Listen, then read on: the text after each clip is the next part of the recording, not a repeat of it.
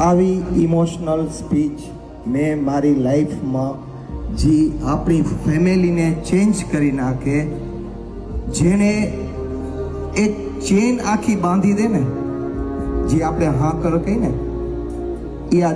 જે ચેન બનાવે છે ને, એ આવા ઇમોશનલ સ્પીકર્સ હોય ને એ લોકો જ કરી શકે.